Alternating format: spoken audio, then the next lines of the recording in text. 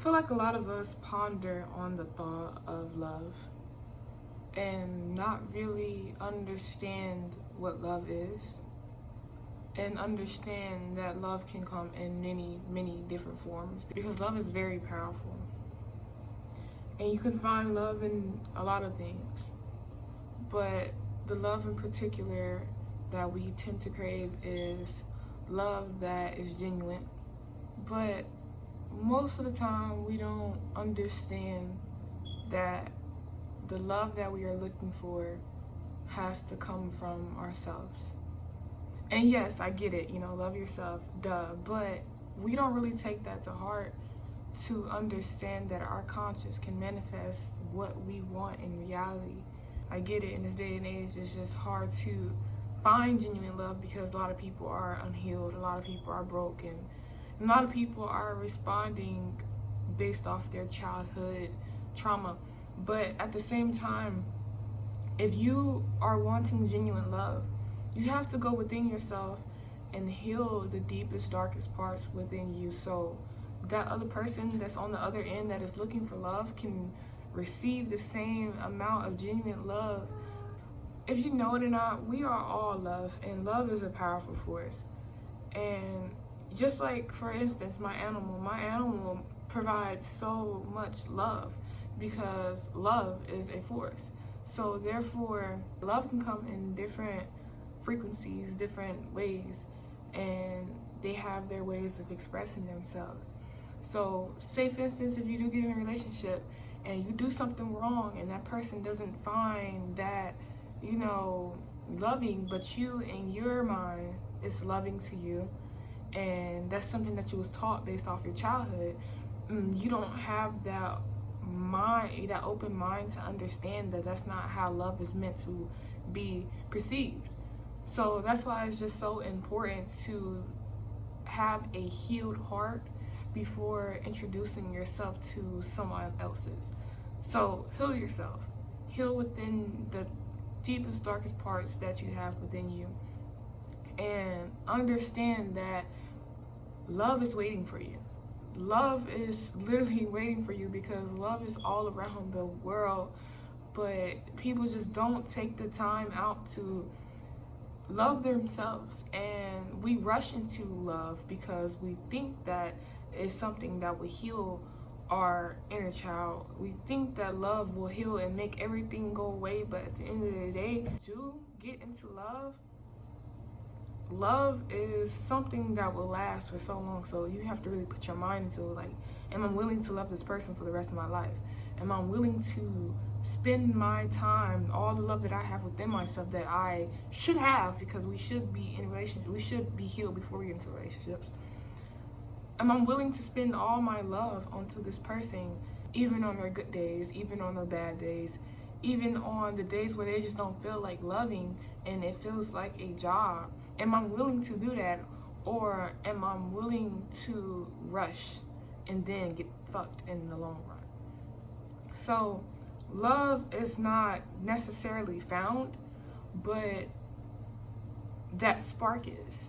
So when you do get into love and the spark wears off, then that's where the real love comes in. That's when the real love takes its place, and you have to sit there and love that person throughout thick and thin. So that's why I said love is built. Like, you can't just go out there and just find your soulmate and everything will be peaches and cream. But no, it's not. Love takes time. Love is built. You can't go out there and expect a person to be fully healed as well. They're like this: God will give you a seed and plant it in your garden. It takes you to water that seed. It takes you to nourish that seed. It takes you to take care of that seed and make that seed grow up and grow so it can be willing to bear the fruits for the both of you guys, So, and it doesn't only take one person to water that seed. Y'all both have to water that seed. Therefore, that's where love is conceived. That's where love comes in, is working on growing that seed. Continue to make sure that seed is nourished. Continue to make sure that seed is watered. Continue to make sure that seed has enough sunlight. and then you will see the fruits of that seed, and then boom, you can take that seed, plant more and more and more, and then you have a lot of flowers in your garden. And you know, I'm speaking from analogy, you will have a lot of love in your relationship. If you're longing for love, just know that the love also comes with consequences. And I know that's something that we don't like to hear, because we are given a false reality on televisions. We given a false reality on what true love is. But true love takes time. True love takes patience. True love is something that two people are willing to put up with each other on their bad and good days. So if you're craving and you're longing for love, make sure you put enough amount of love within yourself before you go and love another person, because you don't want to take all your baggage and unhealed self and your unhealed versions of yourself and express that to your partner.